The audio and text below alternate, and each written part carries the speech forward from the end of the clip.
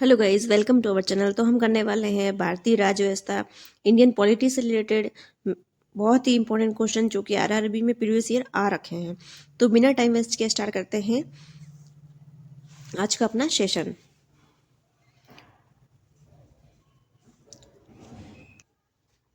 First question है, जैसे कि आप स्क्रीन पर देख ही रहे हैं, 1925 में 1925 में केंद्रीय विधानसभा का प्रथम निर्वाचित अध्यक्ष निम्नलिखित में से कौन था? तो इसका आंसर हो जाएगा ऑप्शन बी, विठल भाई पटेल। विठल भाई पटेल केंद्रीय विधानसभा का प्रथम निर्वाचित अध्यक्ष थे 1925 में। अब आप देखेंगे इसमें जो आंसर दे रखा है उसका अच्छे से डिस्क्रिप्शन दे रखा है। विठल भाई पटेल एक भारतीय राजनीतिक नेता, स्वराज पार्टी के सह संस्थापक और सरदार पटेल के बड़े भाई थे। जो विठल भाई पटेल थे सरदार पटेल के बड़े भाई थे और ये स्वराज पार्टी के सह संस्थापक थे। विठल भाई पटेल 1925 में केंद्रीय विधानसभा के अध्यक्ष चुने गए थे। तो 1925 में केंद्रीय विधानसभा का प्रथम निर्वाचित जो अध्यक्ष थे वो थे विठल भाई पटेल। नेक्स्ट देखते क्वेश्चन।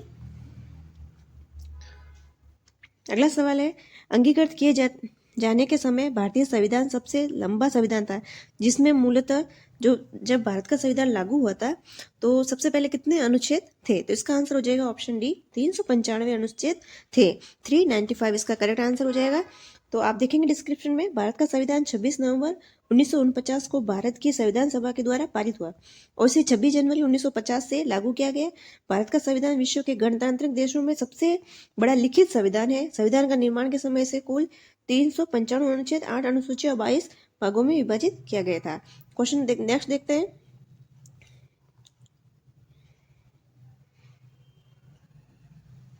तो अगला सवाल है, भारतीय संविधान की एकात्मक विशेषताओं के संबंध में इनमें से कौन सा गलत है? तो कौन सा गलत है वही देखना है। तो पहले तो सही हो वो पता होना चाहिए। ऑप्शन अखिल भारतीय सेवाएं, ये सही है। प्रतिनिधित्व की असमानता, ये भी सही है। सशक्त केंद्र, ये भी सही है। संविधान की नम्यता का न होना, ये गलत रहा। तो भारतीय संविधान की एकात्मक विशेषता देखते हैं। इसमें है अखिल भारतीय सेवाएं, जो कि अनुच्छेद 312 में, अखिल भारतीय सेवाओं का वर्णन अनुच्छेद 312 में। प्रतिनिधित्व की असमानता राज्यसभा अनुसूची 4 में। सशक्त केंद्र, राज्यों में राज्यपालों की नियुक्ति अनुच्छेद 155 में। राज्य सूची पर केंद्र को कानून बनाने का अधिकार अनुच्छेद 249 में। आपातकालीन प्रावधान अनुच्छेद 352 से 360। भारत का संविधान न तो लचीला है, नमी है और न ही कठोर है, बल्कि दोनों का मिलोजुला रूप है। तो इसका करेक्ट आंसर हो जाएगा ऑप्शन डी। नेक्स्ट देखते हैं। तो हमारा अगला क्वेश्चन है, भारत में किस प्रकार की सरकार है? तो इसका आंसर हो जाएगा संसदीय। भारत की जो सरकार है वो क्या है? संसदीय है। ये आरआरबी ग्रुप डी में आ चुका है 2022 में। तो देखते हैं अगला क्वेश्चन।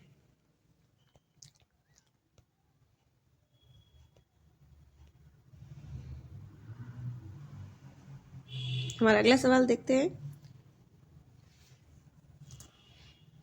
अगला सवाल है, निम्नलिखित में से किसे भारत में सरकार के संघीय स्वरूप का परिणाम कहा जा सकता है? तो इसका आंसर हो जाएगा ऑप्शन डी, बहुस्तरीय सरकार, संघ, राज्य और स्थानीय। देखते हैं इसका डिस्कशन।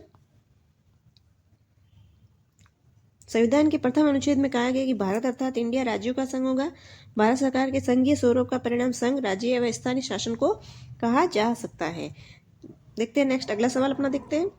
निम्नलिखित में से कौन सी भारतीय संविधान की एक प्रमुख विशेषता रही है? तो इसका आंसर हो जाएगा ऑप्शन डी, सामंतशाही को प्रोत्साहन। संघवाद की स्थापना, सरकार का संसदीय स्वरूप, मूल अधिकार, नीति निर्देशक तत्व आदि भारतीय संविधान की विशेषता है, जबकि सामंतशाही को प्रोत्साहन भारतीय संविधान का अंग नहीं है। तो कौन सी विशेषता नहीं है? वो है सामंतशाही को प्रोत्साहन। बाकी ये सारे भारत के संविधान की विशेषता है। देखते हैं नेक्स्ट क्वेश्चन।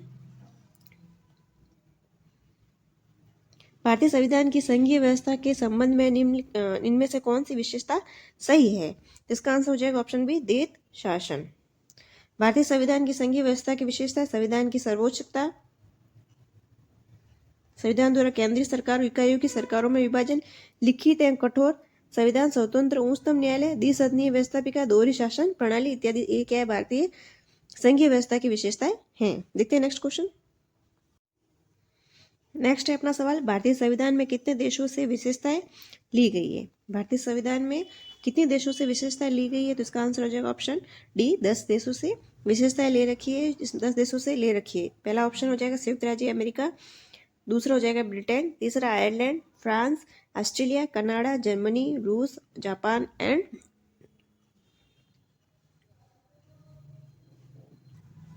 और दक्षिण अफ्रीका। देखते हैं अगला सवाल।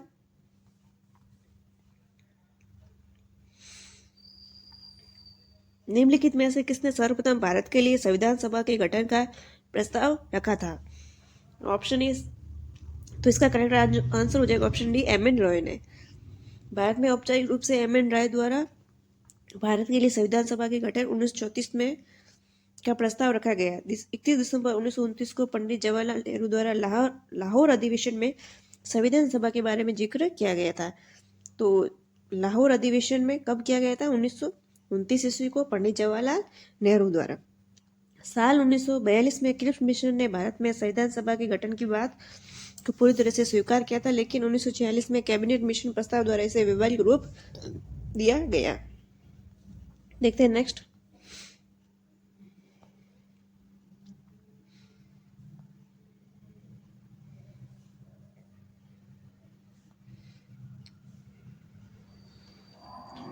नेक्स्ट है भारतीय संविधान का अनुच्छेद 24 शोषण के विरुद्ध अधिकार से संबंधित है। जो अनुच्छेद 24 है वो शोषण के विरुद्ध अधिकार से संबंधित है।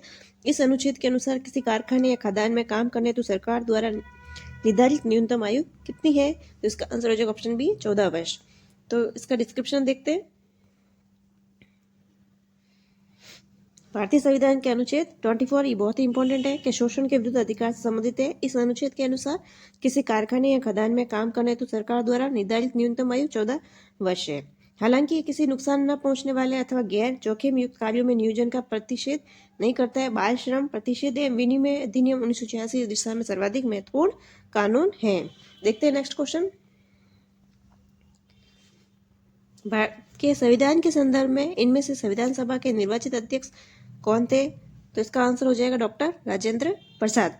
भारत के संविधान के संदर्भ में डॉक्टर राजेंद्र प्रसाद संविधान सभा के निर्वाचित अध्यक्ष थे। डॉक्टर राजेंद्र प्रसाद को 11 दिसंबर 1946 को संविधान सभा का अस्थायी अध्यक्ष निर्वाचित किया गया था। सचिदानंद सिन्हा को संविधान सभा का अस्थायी अध्यक्ष 9 दिसंबर 1946 को चुना गया था। देखते हैं नेक्स्ट।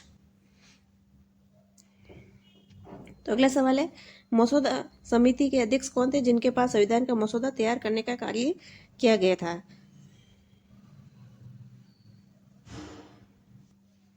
तो इसका करेक्ट आंसर हो जाएगा option A, doctor B R Ambedkar. मसौदा समिति के अध्यक्ष थे डॉक्टर बी आर अम्बेडकर। इसका करेक्ट आंसर हो जाएगा। देखते हैं नेक्स्ट क्वेश्चन। तो अगला सवाल है राजनीतिक व्यवस्था का कौन सी विधा अलग अलग राज्यों या अन्य व्यवस्थाओं को एक व्यापक राजनीतिक प्रणाली के भीतर इस तरह एकजुट करती है कि प्रत्येक को अपनी अखंडता बनाए रखने का प्रावधान मिलता है? तो इसका आंसर हो जाएगा ऑप्शन डी, संघवाद। देश के शासन को चलाने के लिए शक्तियों के विभाजन का सिद्धांत संघवाद कहलाता है। जो शक्तियों का विभाजन किया जाता है उसे क्या कहा जाता है? संघवाद कहा जाता है। इस शासन प्रणाली के अनुसार अलग अलग राज्यों या अन्य राज्य व्यवस्थाओं को एक व्यापक राजनीतिक प्रणाली के भीतर इस तरह एकजुट किया जाता है कि प्रत्येक को अपनी अखंडता बनाए रखने का प्रावधान मिलता है। संघवाद संवैधानिक तौर पर शक्ति को साझा करता है। अगला का सवाल देखते हैं। निम्न में से भारतीय संविधान का कौन सा अनुच्छेद कार्यपालिका से न्यायपालिका के पृथक्करण से संबंधित है? कार्यपालिका और न्यायपालिका के पृथक्करण से संबंधित है, जो अलग अलग करता है कार्यपालिका और न्यायपालिका को। तो ये कौन सा संविधान हो जाएगा? ये हो जाएगा अनुच्छेद 50। अनुच्छेद 50 में कार्यपालिका को न्यायपालिका से अलग किया गया है। भारत के एकीकृत एवं स्वतंत्र न्यायिक प्रणाली को अपनाया गया है। संविधान के भाग 4 अनुच्छेद 36 से 51 में नीति निर्देशक तत्वों के अध्याय के अंतर्गत ही अनुच्छेद 50 में इसका वर्णन मिलता है। तो ये नीति निर्देशक तत्वों के अंतर्गत आता है, जिसमें कार्यपालिका और न्यायिक पालिका के पृथक्करण से संबंधित है अनुच्छेद 50 में।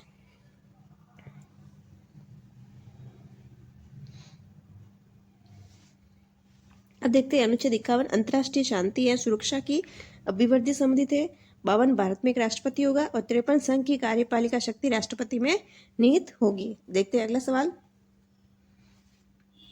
निम्नलिखित में से कौन सा सांकेतिक शब्द की वर्ड देश में सरकार के एक से अधिक स्तरों के अस्तित्व को परिभाषित करता है? तो इसका आंसर हो जाएगा ऑप्शन ए, संघवाद। संघवाद शब्द की उत्पत्ति लैटिन शब्द वायडस से हुई, जिसका समझौता या अनुबंध है। संघवाद दो तरह की सरकारों के मध्य सत्ता साझा करने तथा संबंधित क्षेत्रों के नियंत्रण हेतु एक समझौता है। भारत के लिए संघवाद केंद्रीय तथा राज्य सरकारों के बीच अधिकारों का विवरण है। नेक्स्ट देखते हैं, भारतीय संविधान की कौन सी विशेषता राज्य स्तर पर और केंद्र में सरकारों के अस्तित्व को संदर्भित करती हैं? तो इसका आंसर हो जाएगा ऑप्शन बी, संघवाद। संघवाद जो है भारतीय संविधान की विशेषता है, जिसके अंतर्गत राज्य स्तर पर और केंद्र में सरकारों के अस्तित्व को संदर्भित करती है, जिसे संघवाद एक भारत की संविधान की विशेषता है। देखते हैं नेक्स्ट क्वेश्चन। तो अगला सवाल है, स्वतंत्रता के बाद भारत की संविधान सभा के अध्यक्ष कौन थे? तो इसका आंसर हो जाएगा option D, doctor Rajendra Prasad. जैसे आप देखते हैं ये क्वेश्चन कई बार रिपीटेड क्वेश्चन है, आरआरबी जेईई में आ चुका है, एनटीपीसी में भी आ रखा है, तो इसको अच्छे से याद कीजिएगा। भारत की स्वतंत्रता सभा के अध्यक्ष जो थे वो डॉक्टर राजेंद्र प्रसाद थे। 9 दिसंबर 1946 को डॉक्टर सच्चिदानंद सिन्हा को संविधान सभा का अस्थायी अध्यक्ष जो थे वो थे डॉक्टर सच्चिदानंद सिन्हा। और 11 दिसंबर 1946 को डॉक्टर राजेंद्र प्रसाद को संविधान सभा का प्रथम स्थायी अध्यक्ष चुना गया। 29 अगस्त 1947 को संविधान सभा के प्रारूप समिति का अध्यक्ष डॉक्टर भीमराव अम्बेडकर को चुना गया। तो आपको अच्छे से याद रखना है, डॉक्टर भीमराव अम्बेडकर प्रारूप समिति का अध्यक्ष चुना गया है और डॉक्टर राजेंद्र प्रसाद स्थायी अध्यक्ष थे और अस्थायी अध्यक्ष डॉक्टर सच्चिदानंद सिन्हा को चुना गया। देखते हैं नेक्स्ट। अगला सवाल है, स्वतंत्र भारत के संविधान सभा के प्रथम अध्यक्ष कौन थे? प्रथम अध्यक्ष कौन थे? तो इसका आंसर हो जाएगा डॉक्टर राजेंद्र प्रसाद। ये पहले पिछले जो क्वेश्चन किया वही है। 9 दिसंबर 1946 को आयोजित संविधान सभा की प्रथम बैठक के अध्यक्ष कौन थे? 9 दिसंबर 1946 को आयोजित संविधान सभा की प्रथम बैठक के अध्यक्ष कौन थे? तो डॉक्टर सच्चिदानंद सिन्हा थे, जिन्हें अस्थायी अध्यक्ष बनाया गया, और डॉक्टर राजेंद्र प्रसाद को स्थायी अध्यक्ष बनाया गया 11 दिसंबर 1946 को।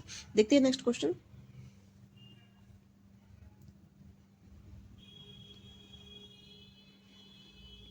तो अगला सवाल है, इनमें से कौन भारतीय संविधान के मसूदा समिति के सदस्य नहीं थे?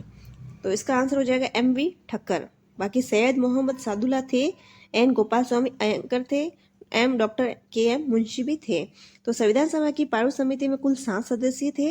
डॉक्टर भीमराव अम्बेडकर अध्यक्ष थे, Gopal Swami Ayyangar, Alladi Krishna Swami Ayyangar, K M. Munshi, Mohammad Saadulla, N Madhavrao, B L. Mitra के स्थान पर टी.टी. कृष्णमाचारी, डीपी खेतान की मृत्यु के बाद अतः स्पष्ट है कि ए.वी. ठक्कर संविधान सभा के मसूदा समिति के सदस्य नहीं थे। तो फ्रेंड्स आज के लिए इतने ही।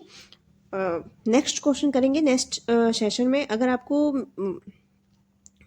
मेरे पढ़ाने का तरीका अच्छा लगा हो तो प्लीज़ चैनल को ज़्यादा से ज़्यादा लाइक करें, शेयर करें एंड सब्सक्राइब करें। Thank you.